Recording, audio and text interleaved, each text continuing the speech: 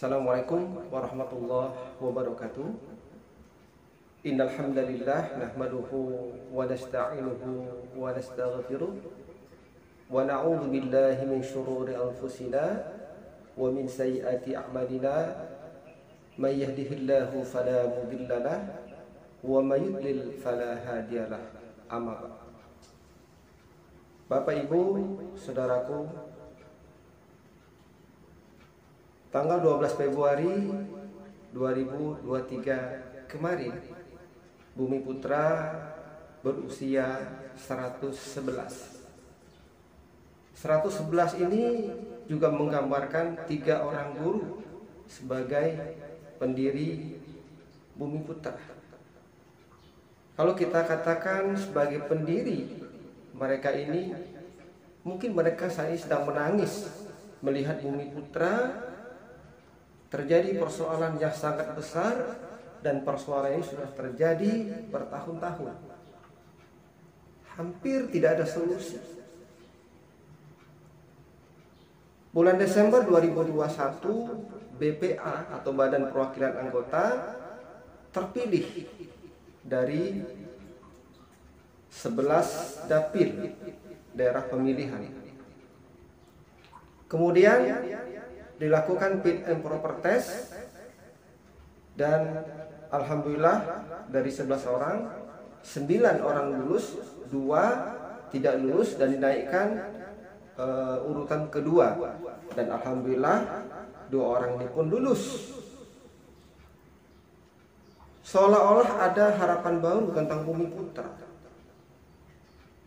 Namun persoalan Bumi Putra yang begitu rumit, sebagai pegawai saya merasakan, pemegang polis merasakan hal di luar ekspektasi harapan. Ketika dia masuk asuransi, habis kontrak mendapatkan uang sekian, menyekolahkan anak, kuliah, menikahkan, dan segala program yang telah dicanangkan dari awal. Tapi apa yang terjadi? Bertahun-tahun klaim tak kunjung selesai. Demo di mana-mana. Bahkan pekerja ada yang disandera. Kaca kantor yang dipecahkan. Baik melalui pengadilan, disomasi, menggunakan jasa-jasa lain. Bahkan preman pun diundang untuk agar klaim mereka tercairkan. Namun apa mau dikata, hak pegawai pun bermasalah. Para pensiunan Bumi Putra pun haknya juga belum sepenuhnya keluar sebagaimana layaknya seorang pegawai yang pensiun. Kemudian hak pihak ketiga, rekanan-rekanan Bumi Putra pun bermasalah, dan masalahnya tidak kunjung selesai. Kemudian muncul persoalan ke persoalan. Pemegang polis wajar mereka tidak sabar, karena sabar, walaupun dalam Islam sabar itu tidak ada batasnya, tetapi membiarkan hak mereka didolimi itu juga bukan berarti sabar. Meminta haknya adalah suatu kesabaran juga. Saya sebagai pegawai Bumi Putra bahkan pernah mengusulkan kepada atasan saya, Pak, kalau Bumi Putra tidak mampu bayar, ya sudah, audensi ke OJK, bangkrutkan perusahaan ini agar tidak berkelanjutan. Atau Pak, kurangi saja pegawai agar beban Bumi Putra tidak terlalu besar. Karena kami pegawai terus terang merasakan keadaan yang luar biasa tertekan. Karena bagi kami sebagai karyawan, yang notabene kami adalah agen asuransi, juga sebagai pemegang polis Bumi Putra, merasa iba, merasa persaudaraan yang kami jalin selama ini karena pemegang polis yang tadinya tidak ada hubungan dengan kami, karena ikut asuransi, kami seperti keluarga.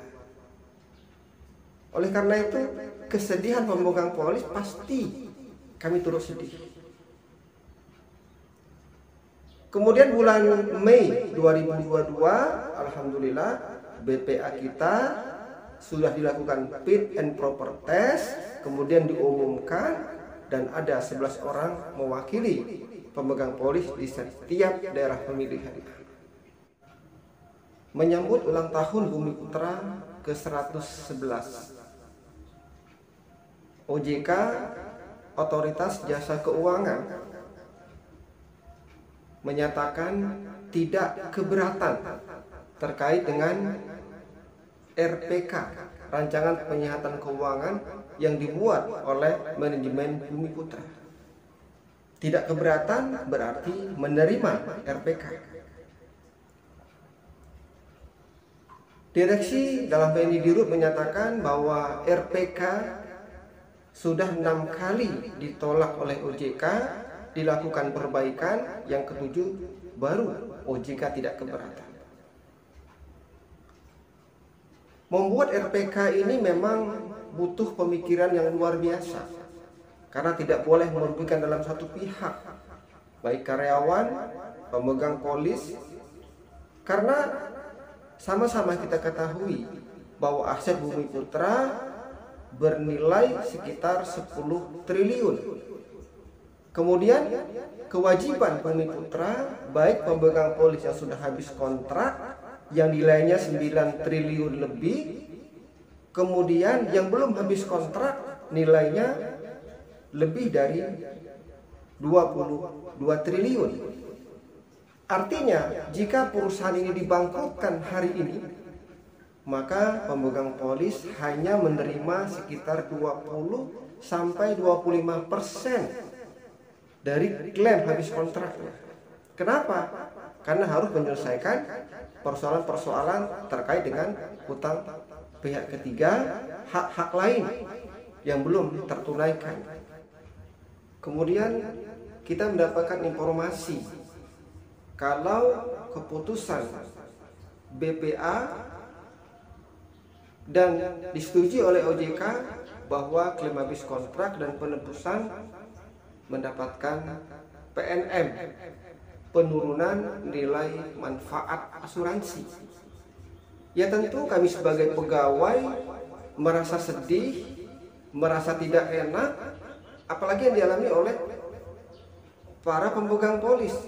Walaupun secara umum kami adalah pemegang polis Bumi Putra yang memiliki 1 bahkan lebih polis di Bumi Putra, yang terkadang kami ikut dengan dipotong gaji. Artinya ketika penurunan nilai manfaat ini terjadi, kami pun merasakan persoalan sama yang dirasakan oleh para pemegang polis yang lain.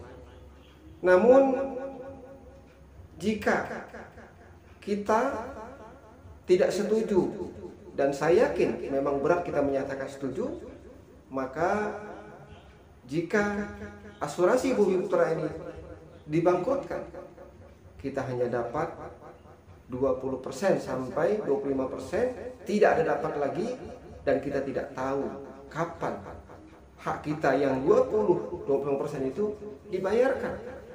Kenapa?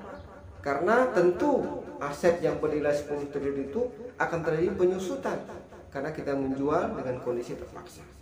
Untuk itu dengan berat hati, mungkin apa yang terjadi kepada kita, ya kita terima dengan berat hati.